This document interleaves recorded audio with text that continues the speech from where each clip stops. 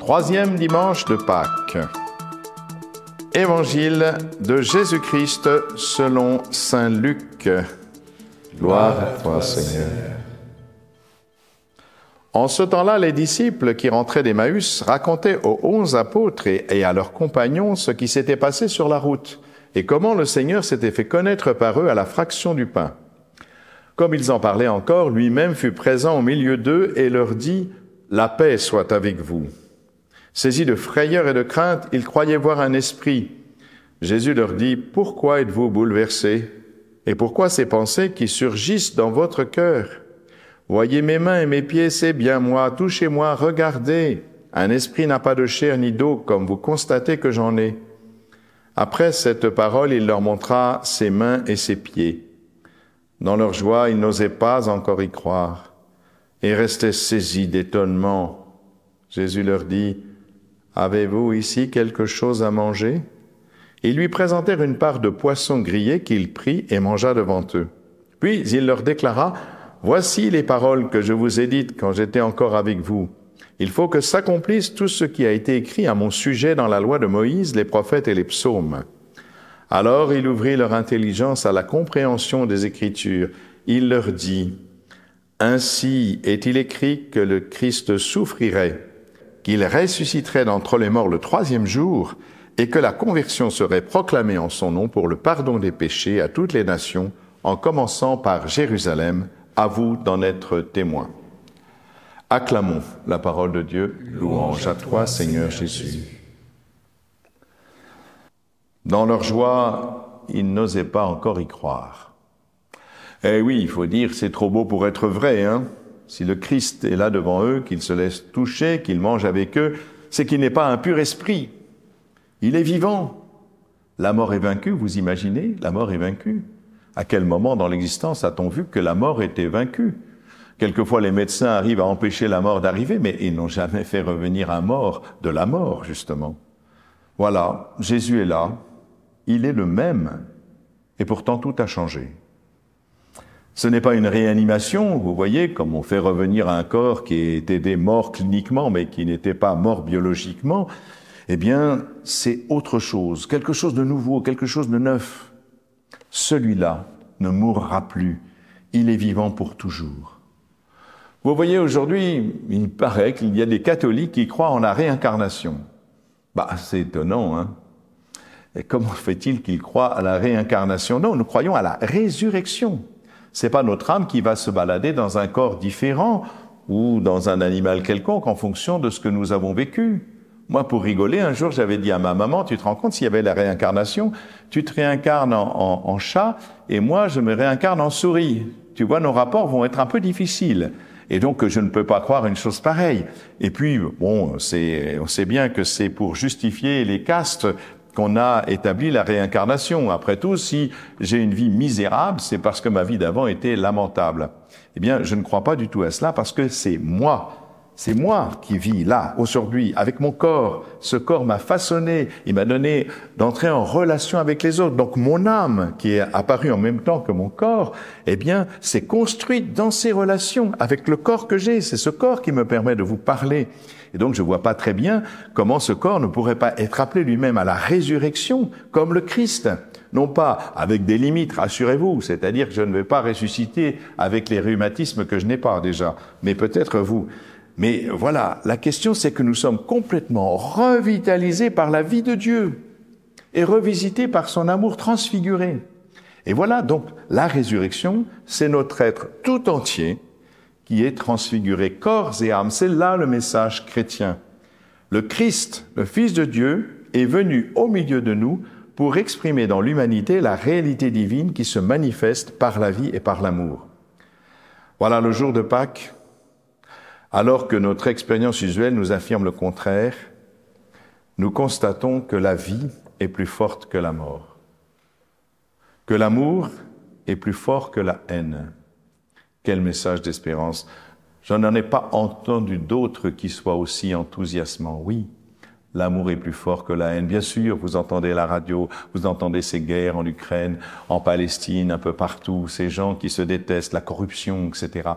Mais le dernier mot, frères et sœurs, sera à l'amour. pas à la haine. Le dernier mot, ce n'aura pas à la mort qui se répand partout. Et dans des civilisations comme la nôtre, qui engendrent la culture de la mort, avec l'euthanasie, avec l'avortement, oui, la culture de mort. Non, la vie aura le dernier mot. Et c'est cela la résurrection du Christ. La mort et la haine sont des puissances destructrices redoutables, c'est vrai. Et certains pensent qu'elles auront le dernier mot. Mais c'est Pâques. Pâques est le dernier mot de Dieu. Et Dieu est plus puissant que la haine. Il l'a montré sur la croix, puisqu'il pardonne au comble de la souffrance. Dieu est plus puissant que la mort, puisqu'il a ressuscité le Christ Jésus. Et donc, ce n'est pas une puissance destructrice, Dieu, comme nous sommes capables d'élaborer. Non, c'est une puissance qui régénère, qui construit. Voilà, les apôtres ont du mal à croire. Et pourtant, ce sont eux qui vont devenir témoins, comme je le disais dimanche dernier. Et Jésus leur commente les Écritures. Il leur commente les Écritures, il leur explique, voilà, c'était écrit. Comment ça se fait que vous n'ayez pas compris? Les Écritures, nous aussi, nous lisons des Écritures, elles nous gênent parfois, c'est vrai.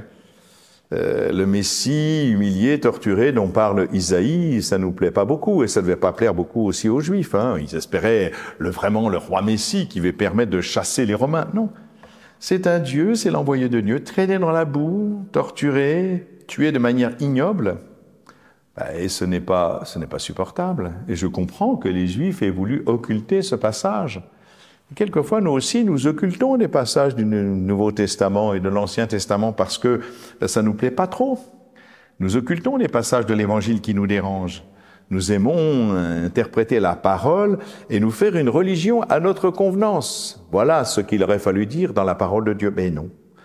Il faut se laisser déranger par la parole pour progresser. Si vous restez à votre façon de lire la parole en fonction de ce qui vous arrange, mais vous n'allez pas faire un seul pas dans la vie spirituelle. La seule vie spirituelle possible, c'est de se laisser déranger totalement. D'ailleurs, dans la vie, vous voyez, quand Dieu intervient dans nos vies, c'est toujours imprévu.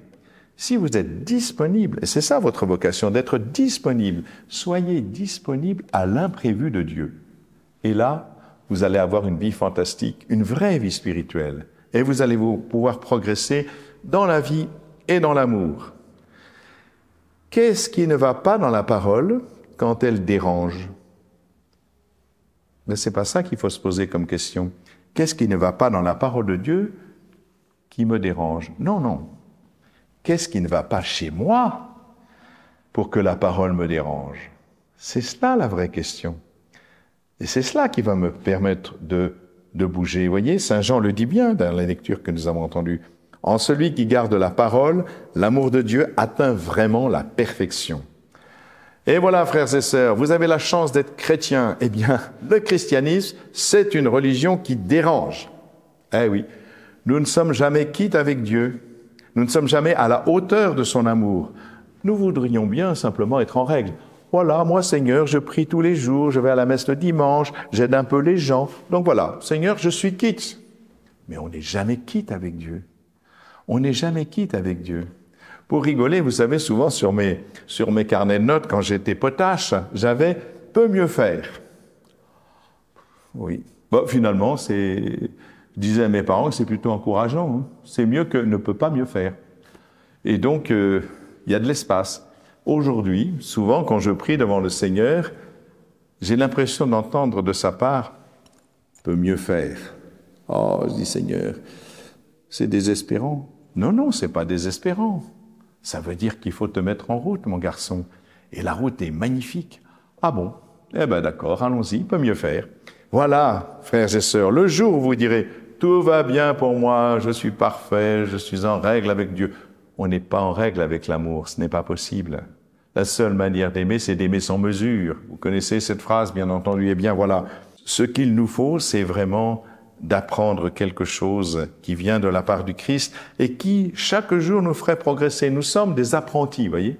Nous sommes des apprentis de l'amour et toute notre vie consiste à entrer dans l'apprentissage de l'amour.